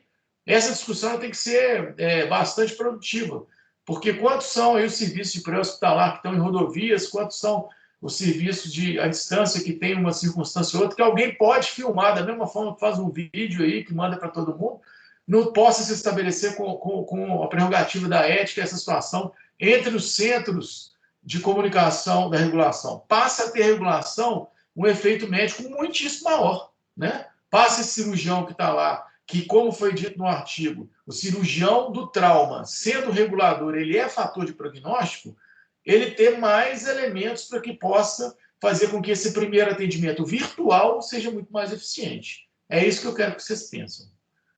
Vamos dar início agora ao quarto artigo com a Tamires. A Tamires ela é R2 do serviço do Hospital São Francisco. Você me escuta, Tamires? Boa noite, doutor Igor. Escuto sim. Está me escutando? Então, vamos lá? Vamos. Está apresentando aí? Apareceu a tela? Apareceu. Ótimo. Boa noite a todos. Meu nome é Tamires. Eu sou residente do 2º ano de Cirurgia Geral da Fundação Hospitalar São Francisco de Assis.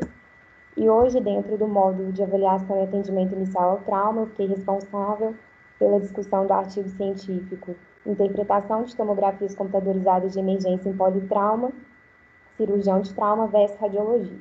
É um artigo que foi publicado em janeiro de 2020 no Jornal Africano de Medicina de Emergência. Na introdução, os autores abordam a importância do trauma como causa de morte no mundo inteiro, principalmente naqueles países de baixa e média renda. Ainda traz como relevância o conceito de que na África subsaariana a maior parte das mortes relacionadas ao trauma, elas são muito expressivas, incomparáveis com outras que ocorrem em outros locais do mundo, com enfoque na África do Sul, que é considerada uma das capitais mundiais do trauma. Traz destaque ainda a tomografia computadorizada como uma ferramenta diagnóstica na avaliação do paciente vítima de trauma e que, na maioria dos cenários, a disponibilidade do radiologista é inadequada. Isso faz com que... Não está no seu slide. Está fixo primeiro, isso. Deixa eu passar assim, então. Passando agora? Tá, ótimo. Assim tá. Então, além desse destaque à tomografia, como eu havia falado, e a disponibilidade inadequada do radiologista na maior parte dos cenários e centros de atendimento, isso faz com que, na maioria das vezes, o médico assistente seja o responsável pela interpretação das imagens de tomografia. E isso faz com que o tratamento seja implementado antes da liberação do laudo radiológico oficial. E isso é particularmente importante no trauma, justamente porque o tempo é essencial e o cirurgião precisa definir se aquele paciente tem ou não indicação cirúrgica. Com base nisso, o artigo objetiva investigar a discrepância na interpretação de tomografias de emergência de corpo inteiro nos pacientes vítimas de trauma pelo cirurgião do trauma e radiologista, e determinar se essa diferença na interpretação tem impacto no manejo do paciente. Dessa forma, trata-se de um estudo observacional comparativo prospectivo que foi conduzido pelo período de 6 meses, com um N de 62 pacientes politraumatizados em um hospital com nível 1 de trauma, e esses pacientes foram submetidos à tomografia de corpo inteiro, e a interpretação dos cirurgiões de trauma foi comparada com os laudos radiológicos posteriores. Além disso, todas as tomografias foram revisadas por um radiologista consultor e ainda foi avaliado o tempo entre a realização da tomografia e a liberação do laudo. Dos 62 pacientes participantes, 50 eram homens, e a maioria desses pacientes apresentava a faixa etária entre 18 e 30 anos. Com relação ao mecanismo do trauma, a maioria dos pacientes, como vocês podem ver, 51 pacientes, estiveram envolvidos em colisões com veículos motorizados. Dentro dos resultados, foram observados que o tempo de interpretação realizado pelos cirurgiões de trauma gerou em torno de 15 a 30 minutos, e o tempo entre a conclusão da tomografia e a liberação do relatório pelo radiologista, em média, de 75 minutos. A perda de achados críticos pelos cirurgiões de trauma ocorreram em 4,8% dos pacientes, e esses achados críticos envolveram a trissecção brônquica, a rotura de aorta abdominal e a fratura cervical. Já a perda de achados não críticos e incidentais foram observados em quase 42% dos pacientes. Com relação à detecção e classificação de lesão visceral pelo cirurgião, houve acerto em 100% dos casos por parte do cirurgião. Como limitações do estudo, nós podemos apontar o tamanho da amostra, que foi pequeno, de 62 pacientes, o efeito Hawthorne, segundo o estudo, foi minimizado porque a maioria dos cirurgiões e radiologistas desconheciam os métodos de avaliação e também os detalhes do estudo. Além disso, o desfecho foi restrito aos pacientes avaliados e não houve o segmento longitudinal posterior. Como conclusão, o estudo aponta a ausência de discrepância na interpretação de achados críticos realizados pelo cirurgião do trauma e o radiologista e que não houve impacto negativo no tratamento dos pacientes em que houve lesão perdida ou diagnóstico incorreto. Além disso, o manejo do paciente com trauma não permite demora em relação ao tempo de resposta do laudo radiológico oficial. Muito obrigada. Ótima apresentação, Tamires. Eu quero seus comentários. Deixa eu só tirar a tela aqui. Bem, eu achei o artigo muito legal e reflete também assim, a realidade de muitos centros de tratamento, né? Principalmente quando a gente aplica aos hospitais públicos, que é muito diferente da realidade dos hospitais privados.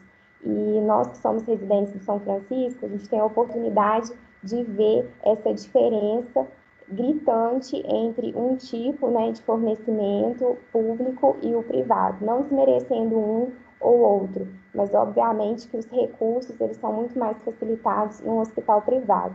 Agora, falando especificamente da parte do trauma em si, a gente sabe que os serviços que recebem trauma, em geral, tem tomografia, em geral, tem um radiologista disponível, né? Igual o Hospital Público Regional de Betim, que a gente passa lá, o próprio Hospital João 23, que é centro de referência para receber pacientes politraumatizados. Então, tudo isso é muito bom. Mas, às vezes, a realidade, como a gente já viu aí em cidades menores, ela não é exatamente essa. Então, nessas situações, acaba que o paciente é referenciado para um centro de trauma. Mas aí, o meu principal comentário é extrapolar esses resultados que a gente está tendo, que teve nesse artigo com relação ao trauma, para a vida do cirurgião como um todo.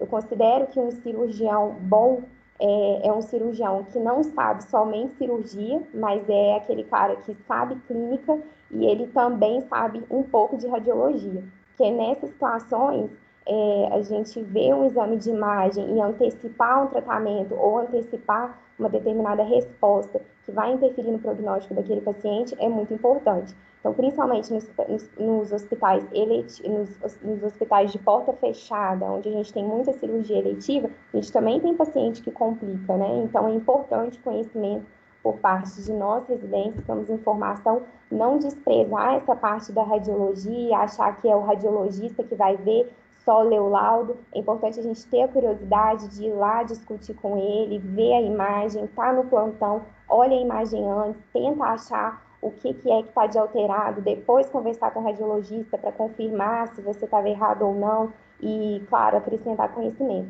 Então, eu acho que o principal ensinamento para mim com relação a esse artigo é a relevância do conhecimento também radiológico para o cirurgião, não só aplicado ao trauma, mas em qualquer situação da vida cirúrgica.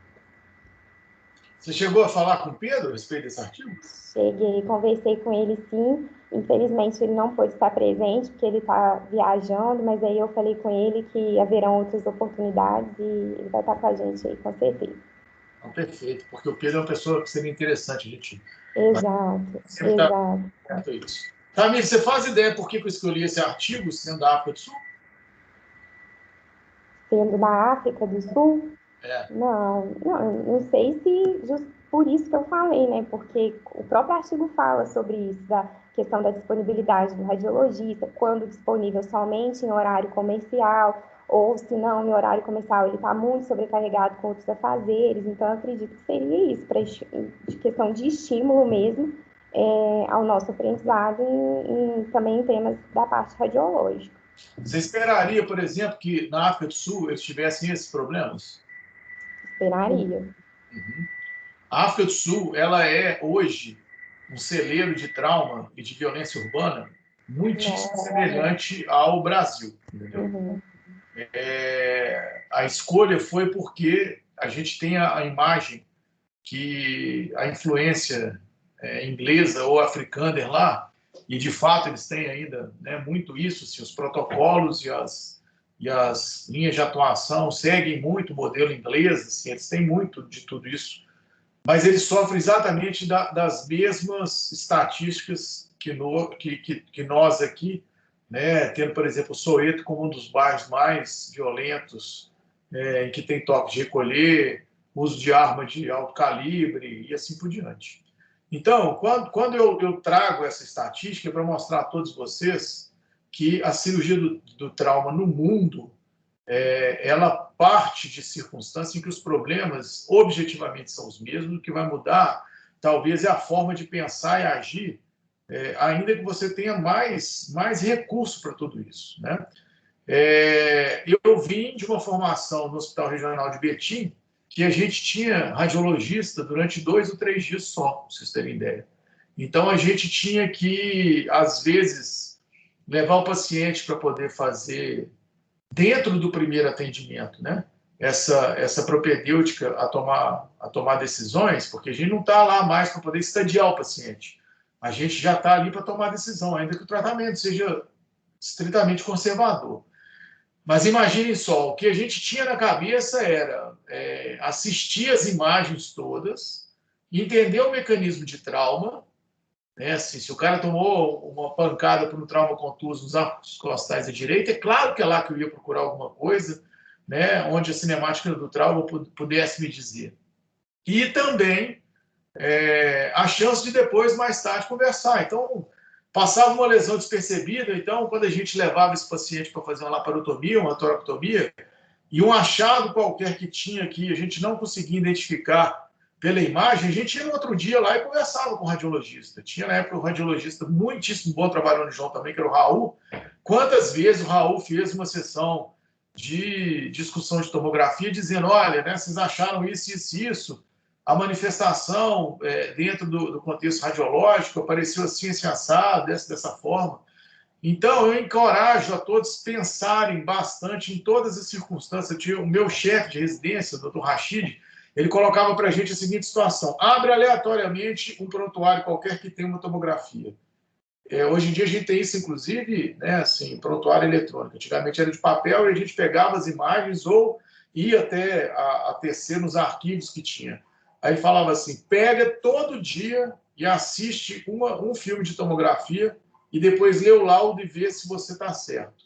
Escreva, transcreva o laudo pessoal seu e vê se os achados lá estão compatíveis. A estatística que a Tamires falou era exatamente a estatística que acontecia conosco, cada vez melhorando mais. A gente assistia e conseguia ver as questões críticas e algumas questões até detalhadas com muito mais frequência, mas era o beabá de todo dia. Então, se tem uma tomografia de um paciente oncológico, a gente assistia. Se tem uma tomografia de um paciente que a gente não sabe o que tinha, a gente assistia. Para poder chegar na hora da tomografia do paciente com trauma, a gente ter toda essa experiência para poder tomar uma resposta adequada. Hoje a gente tem, de fato, os radiologistas.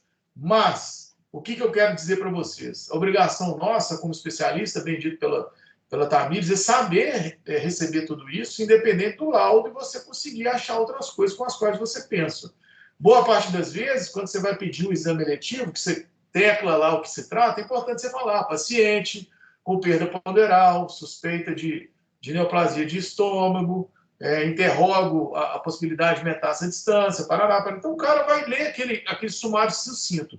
Mas quando vocês entram dentro da sala da radiologia, tem um colega radiologista, e vocês são quem receberam a informação, muitas vezes pelo SAMU que passou, ou pelo regulador que passou para vocês, é importante poder chegar lá e discutir isso. Olha, o paciente chegou etilizado, a cena lá foi de um capotamento. Esse cara, ele estava encarcerado, e aí foi retirado ele do carro. Chegou aqui chocado, respondeu 250 de volume, estabilizou, ganhou um pezinho, a gente trouxe aqui para poder saber se eventualmente ele tem, por exemplo, um derrame pericárdico. Né? Acontece isso, você está estável, de repente você só vai ver isso com a janela, mas você já vai direto para lá quando você já pensa que pode resolver isso já na tomografia. Ou você dá todos esses esses informativos, e na cinemática do trauma, onde envolve o pensamento do radiologista que estudou isso, não estudou cirurgia, mas estudou essa linha de pensamento, né, radiológico, para poder somar as coisas que a gente trouxe, é ótimo.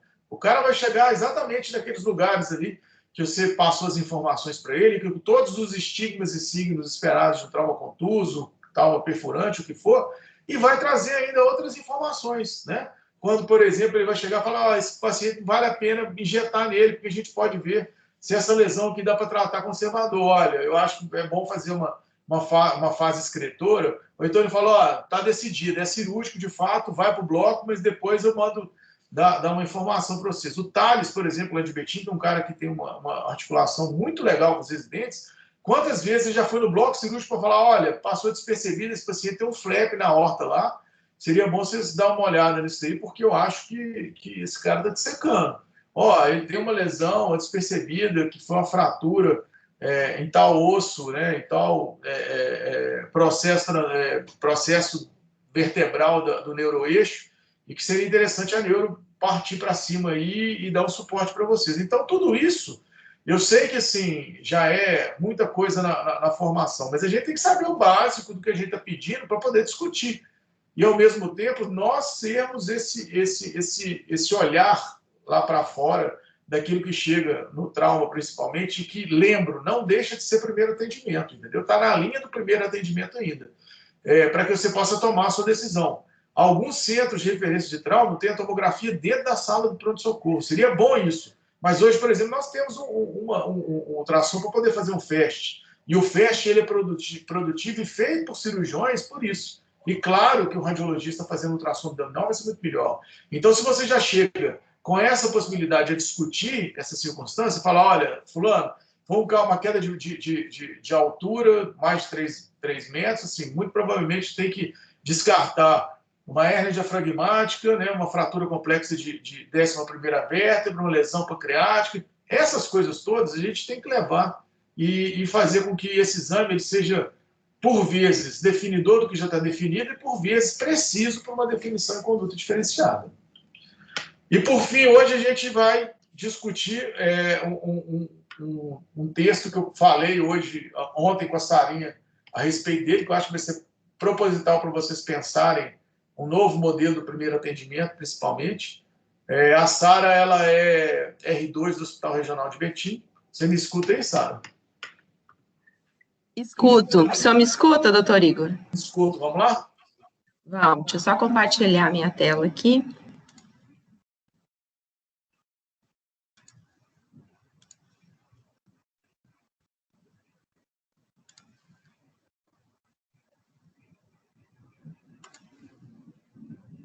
Acho que não apareceu ainda, não.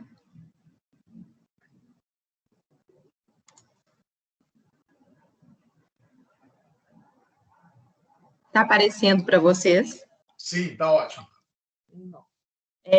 Como o doutor Igor já falou, eu me chamo Sara, eu sou R2 de Cirurgia Geral do Hospital Regional de Betim, e a gente vai estar discutindo um pouquinho sobre esse artigo, que é um artigo que ele relaciona o tempo de admissão e o tipo de trauma dos pacientes, né, politraumatizados recebidos nos hospitais, com relação ao plantão de cirurgia geral, né, o plantão de trauma, e como melhorar o atendimento desses pacientes.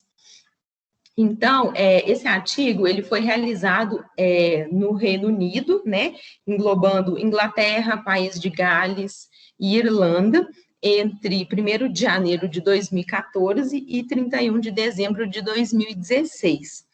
E ele foi realizado entre vários países, né, quer dizer, esses 3 países, mas englobando muitos hospitais, porque o trauma é uma causa importante de morte, principalmente em pacientes mais jovens, né, entre 15 e 44 anos. E a Inglaterra, ela tem instituído vários protocolos no sentido de melhorar o atendimento dos pacientes politraumatizados, utilizando guidelines e tentando otimizar também o atendimento desses pacientes. Lembrando que lá no Reino Unido, a cirurgia do trauma como uma subespecialidade, ela não é reconhecida. Eles têm uma outra residência, que a gente vai falar mais à frente, que é a residência de emergência médica, né, que é o emergencista. Um pouquinho diferente do que a gente tem aqui no Brasil. A gente também tem essa residência de medicina de emergência, mas nós temos a especialidade de cirurgia do trauma. Então, como eu falei, as admissões foram entre 1º de janeiro de 2014 e 31 de dezembro de 2016. E esses hospitais foram em média 194 hospitais, que depois esse número foi reduzido para os 20 principais centros de trauma desses países.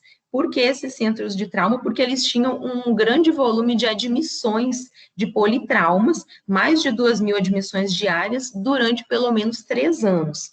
Lembrando que essas admissões foram contadas de pacientes que foram admitidos no hospital e foram submetidos a procedimentos cirúrgicos, como laparotomia, toracotomia ou alguma intervenção vascular. E eles relacionaram o mecanismo de lesão, esses pacientes terem sido submetidos a tratamento cirúrgico, aos plantões. Então, lá também, o esquema de plantão é um pouquinho diferente do que seria para nós aqui. Para nós, o padrão é o plantão de 12 horas, né? De 7 a 7, diurno ou noturno. Lá para eles, o plantão padrão é de 10 horas, e ele pode variar tanto o início quanto o final do plantão. Então, eles tomaram como base nesse trabalho os plantões de segunda a sexta-feira, de 8 às 18, comparando com alguns plantões também de 12 às 22, de quarta a domingo.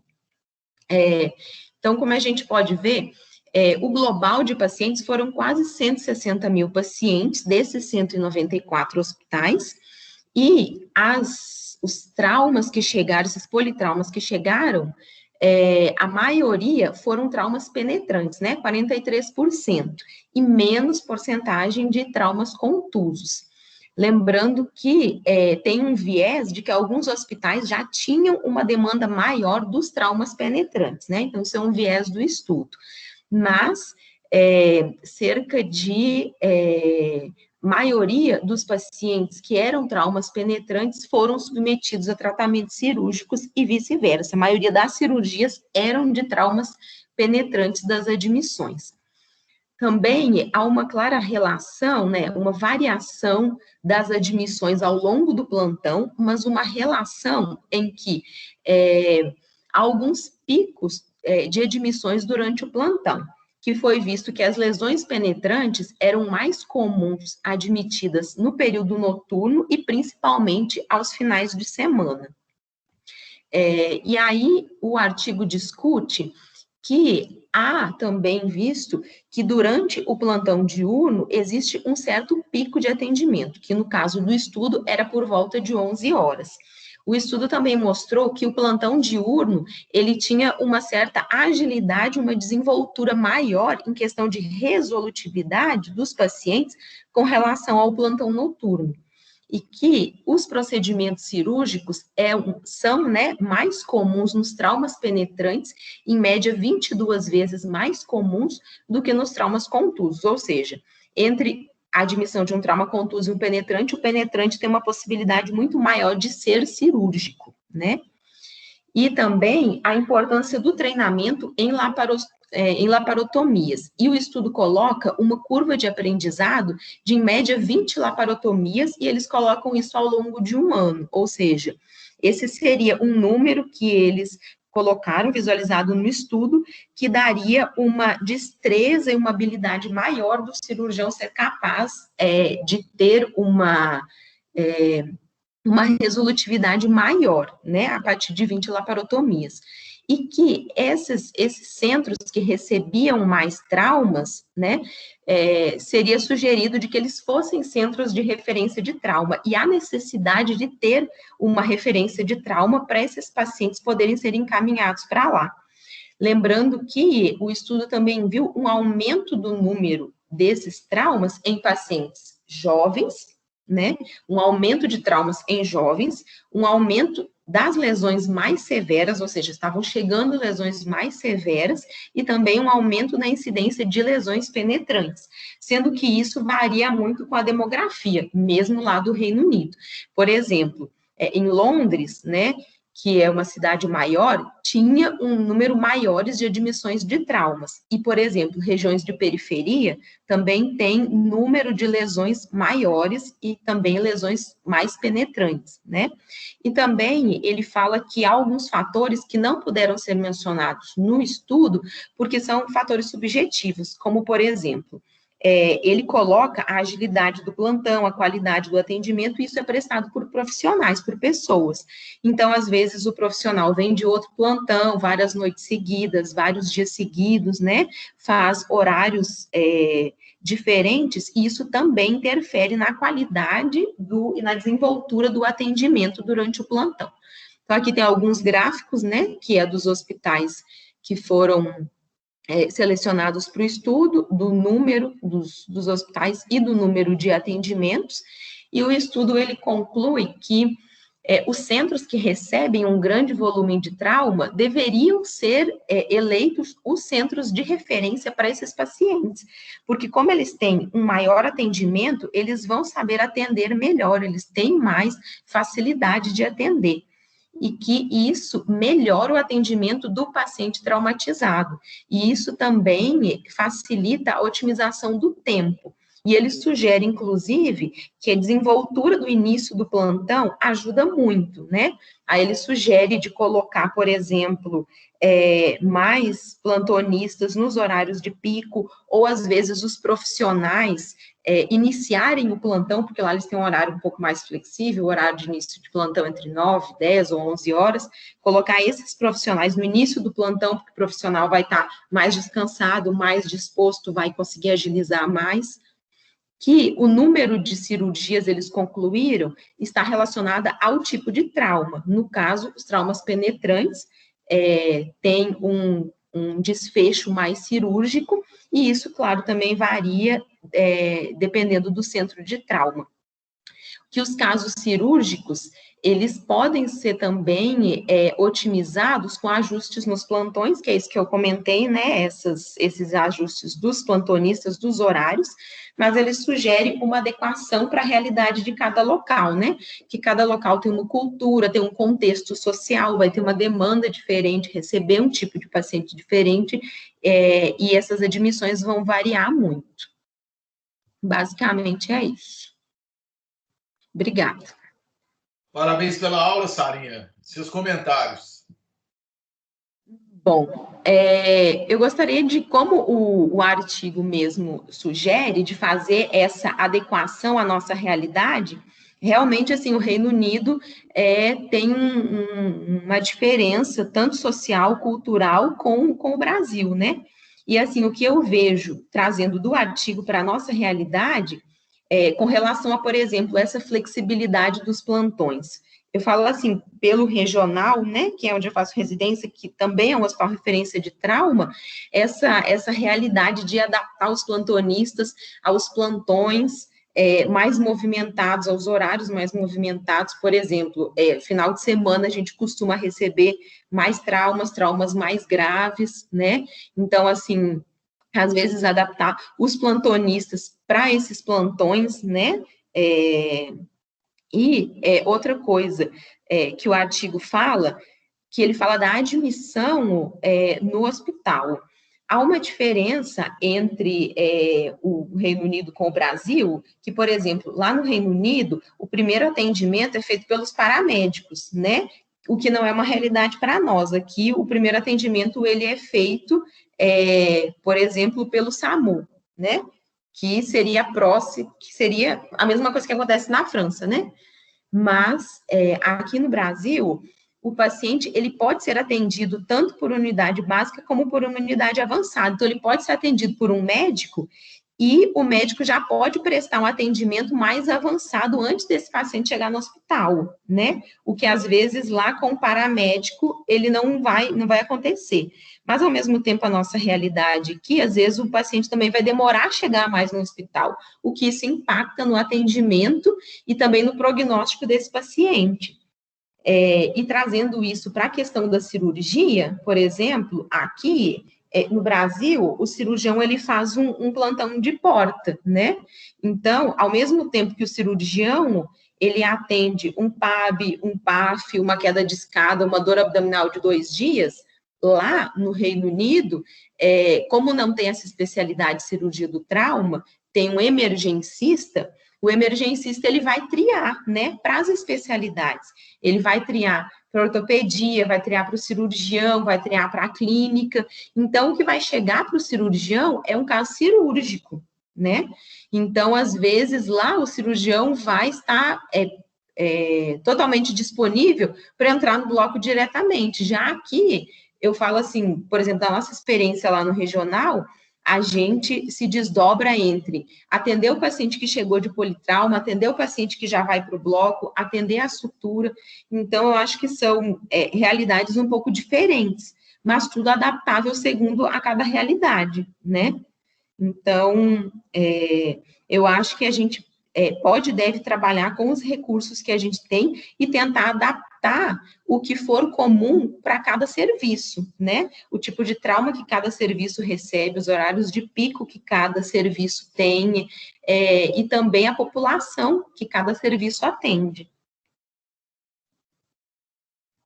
Esse artigo eu acho que é muito interessante para que vocês possam ver, antes de tudo, que o primeiro atendimento do trauma ele vai ter algumas diferenças no mundo, né? O modelo americano, onde você tem paramédico nas ambulâncias e que eles têm alguns procedimentos invasivos em que eles são treinados, é completamente diferente, por exemplo, do SAMU. O SAMU ele vem do atendimento francês, em que a solução e a estabilidade do paciente na cena ela é possível pelas pessoas que ali estão envolvidas, né? Enfermeiro, técnico de enfermagem e o médico. Enquanto nos Estados Unidos, o paramédico, que necessariamente não se ocupa de nenhuma dessas 3 profissões, ele está ali para ser um técnico de atendimento à urgência e emergência. Então é muito diferente. Ele vai seguir um protocolo, podendo inclusive administrar drogas, ele vai enfiar esse cara dentro da ambulância e vai no hospital. Chegando no hospital, aí sim ele tem um emergencista, compatível hoje com algumas residências que já tem. Hoje a emergência médica ela é a área de atuação. Quem vive a rotina de UPA em Belo Horizonte aqui já viu várias vezes uma USA tripulada com dois médicos, sendo que um deles é o residente em emergências. E aí, assim, esse médico ele está, teoricamente, né, no modelo europeu, pronto para receber no hospital absolutamente todas as emergências, inclusive pediátricas, estabilizar esse paciente e dar o segmento que for necessário. E aí, cumpre a retaguarda, o subespecialista ou especialista imediato, como é o caso do cirurgião, e esse especialista ele vai estar ali disponível somente para isso. Assim. É claro que ele vai participar do que possa ser, né, o diagnóstico, mas o primeiro atendimento, estabilização do paciente, a questão de colher história da decisão, né, de chamar o cirurgião e, a partir dali, conduzir para uma questão que possa ser conservadora. E pensem bem, né, hoje a estatística do tratamento conservador é muito alta, está nas mãos desse profissional. É um regulador presente, mas um regulador muito mais atuante, né? E a gente tira da cabeça nossa de que esse regulador ele vai estar sozinho. Na verdade, serão vários vários emergencistas ali presentes. Outro modelo que é interessante eles estarem falando é que é o seguinte: você tem que fazer um mapeamento do extrato de atendimento desse hospital.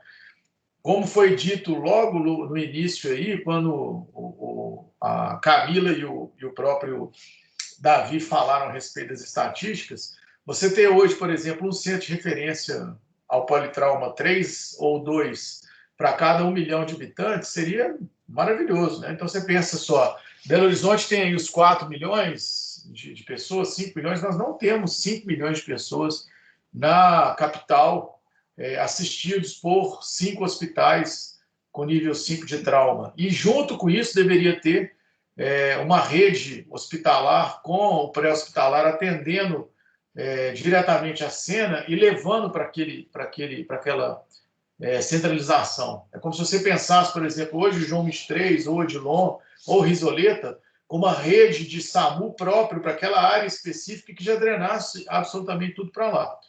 E sem falar que a gente tem ainda, né, um tropeço nisso tudo, a gente tem um quebra-mola nessa história, que são as UPAs, que às vezes os pacientes vão por demanda espontânea para lá ou vão guiados para lá e que requerem, por exemplo, um outro tipo de atendimento e acaba que o cirurgião lá passa a ser ou atividade meio como triarista ou um emergencista de fato, ou ele acaba fazendo aquilo ali uma emergência de complexidade mais baixa e conduzindo o caso sem que necessariamente chegue nesse hospital do trauma. Então é completamente diferente.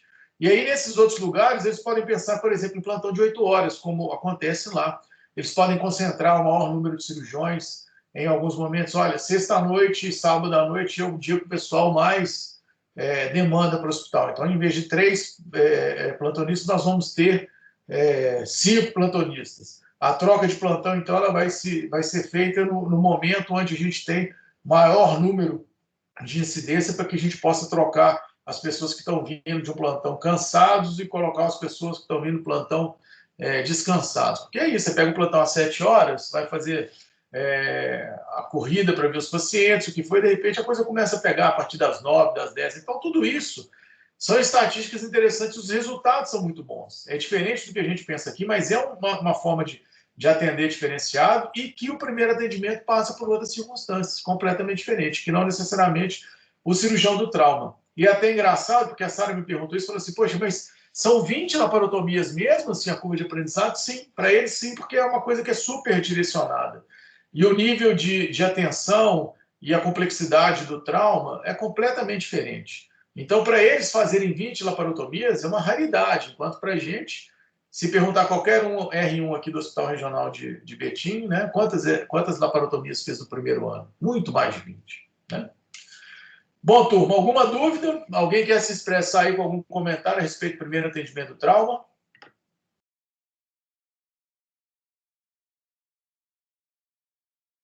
Entenderei o silêncio, então, como o fim das nossas atividades. Lembrando que, né, essa foi a aula do módulo de trauma, seguida ela teremos a aula de cancerologia cirúrgica, cuidados paliativos e o treinamento de questões.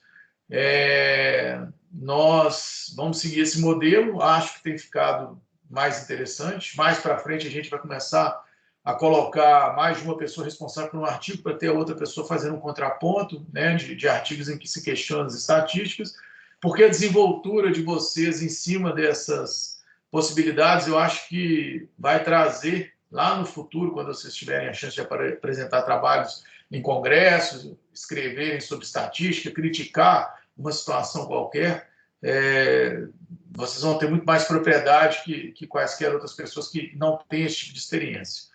Lembro também a todos, né, principalmente os acadêmicos também, que estão abertos aí para a apresentação inicial dos acadêmicos, isso é muito importante. E todos aqui que os temas que a gente versa sobre as 4 áreas que a gente tem que publicar, né? Já tem alguns residentes me procurando para a gente poder publicar sobre um ou outro assunto. Fiquem à vontade, procurem os outros chefes, porque mais do que isso aqui que a gente está fazendo, o importante é vocês também terem esse acesso a uma ciência e participarem dos congressos, dos encontros, assim por diante. A educação continuada ela é uma iniciativa do Hospital São Francisco, do Serviço de Cirurgia Geral, que é coordenado pelo Dr. Rodrigo Faria, chefiado pelo Dr. Marcelo Gomes Girundi. Nós temos aqui também a presença dos residentes do SOCOR, que são chefiados pela doutora Simone, e tem como chefia da cirurgia geral também o Dr. Marcelo, e do Hospital Regional, o Dr. Túlio Assis como chefe da residência, e o Dr. Rodrigo Musi como chefe da equipe cirúrgica. Nós não temos qualquer conflito de interesse que não seja pelo saber e aprendizado. Nossas reuniões estão todas sendo direcionadas a um canal do YouTube, e a participação dos residentes aqui ela é fundamental para que a gente possa auxiliá-los na formação nesse contexto da pandemia. Agradeço a todos, principalmente a professora Maria Fernanda, que sempre está aqui para dar esse